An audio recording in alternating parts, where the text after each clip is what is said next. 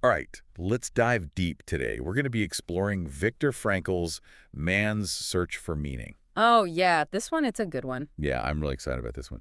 This book is about, well, it's about finding meaning. It's a powerful exploration of how finding meaning can help us endure even the most extreme suffering. And it's written from a really unique perspective. Frankl was a psychiatrist, Okay.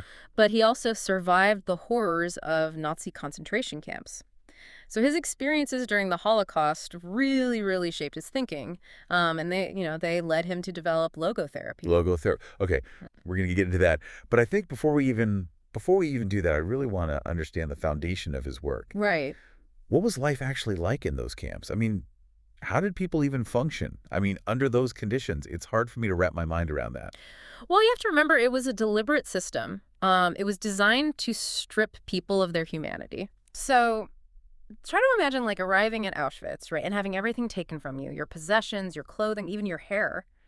You're reduced to a number and you're facing this uncertain future. Every day was a struggle for survival. It's hard to even fathom that. And he talks about selections, Yeah. these like arbitrary decisions about who lived and who died. Right.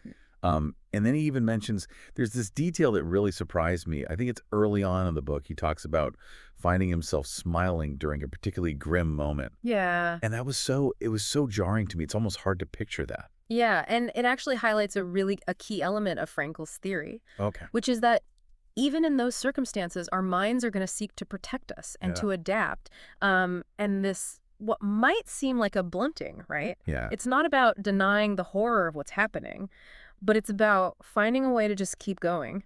Okay, so it's almost like a psychological defense mechanism. Exactly. Yeah. Okay. Think of it like, living under constant threat with absolutely no control over your life. Right. It's going to do things to your mind. You're Yeah. going to react in ways you wouldn't normally. Right. Frankl actually had a name for this. He called this barbed wire sickness. Barbed wire sickness. That paints a very vivid picture. And he observed that there were two phases of this, or two phases of psychological reaction in the camps, Yeah. right? There's the initial shock, Yeah. and then eventually that's followed by apathy. It makes me wonder, though, did anyone escape those psychological effects? I mean, it just seems like that would be inevitable given the circumstances. Well, and this is what's so fascinating, is that even in this extreme situation, Yeah. these reactions didn't negate human freedom. Okay. Like Frankl consistently observed that even in the camps, people retained a degree of choice. Small choices, yes, but choices nonetheless, in their attitude and in how they responded. So people could find, like, even a sliver of choice. In a place like that, what does that tell us about, like, the human spirit? Right. And how can we, like, tap into that power Yeah. in our own lives? That's a great question, and that's where I think Frankl's central message comes in. Okay. It's the search for meaning. He has this really famous quote, "He who has a why to live can bear with almost any how." Oh, wow. Think about that for a second. Have you ever noticed how when you have a really clear purpose, Yeah. even a small one, it can help you push through really tough times? Oh, absolutely. Yeah, like that sense of purpose when things get rough, it can make all the difference. Exactly. But, I'm curious, how did people find meaning amidst the horrors of the camps? Like, how is that even possible? Frankl actually witnessed it firsthand. Even in those conditions, prisoners found meaning in love for their families, in humor and acts of kindness, even in the beauty of nature. He talks about finding solace in the image of his wife Yeah. while he's on, like, this grueling work detail. Right. And he describes it as, like, this moment of pure bliss, even in the midst of suffering. Yeah. I mean, that's incredible. It is, and he also found strength in focusing on a future lecture, a lecture about his experiences. So he's essentially living for the opportunity to share his insights with others. That's so powerful. And it makes me think about the importance of having something to look forward to, something to strive for, Yeah. even when things feel impossible. So this is where logotherapy comes in, right? Exactly, yeah. Logotherapy is centered on this idea that our primary drive is to find meaning in life. Frankl believed that each of us has a unique purpose to fulfill, Okay. and that the search for that purpose is what gives our lives direction and significance. So if our primary drive is to find meaning, what happens when we can't find it? Yeah. What happens when we feel lost? Frankl called this the existential vacuum, right? Okay. Have you ever felt like you're just going through the motions, like you're lacking that sense of purpose? Yeah. That's what he called the existential vacuum. It's that feeling of emptiness, that nagging question of like, what's the point? And, Frankl believed this was becoming more and more common, especially in modern society. I could definitely see why. With so much change and uncertainty in the world, it's easy to feel kind of lost and adrift. Yeah. But Frankl's point is that even in the face of this existential vacuum, meaning is still available to us. Precisely. We have the freedom to choose our attitude, to find purpose even in suffering. And he uses a very striking example. It's the example of finding a single page of Hebrew prayer in his new coat at Auschwitz. Wow, can you imagine Yeah. finding a page of prayer Right. in your new coat at Auschwitz? It's like, talk about a sign of hope. Wow. But it shows that even in the darkest times, meaning can be found if we're open to it. And this actually leads to another important point. Happiness isn't necessarily the ultimate goal. Wait, really? But we're always told to chase happiness. Right. But, Frankl argued that meaning is often found through facing and overcoming challenges, through taking responsibility, Okay. through acts of service. These things might not always bring immediate happiness. Right. He also emphasized that acknowledging suffering is essential for growth. That's a perspective that really makes you think. It challenges so much of what we're told about, how to live a good life. Yeah. It's about embracing the full spectrum of human experience, No. the good, the bad, and everything in between. Yeah. But of course, Frankl's journey didn't end with liberation. Okay. In fact, he found that returning to normal life presented its own set of challenges. So you're saying even after surviving the camps, Yeah. there were still, hurdles to overcome. Oh, yeah.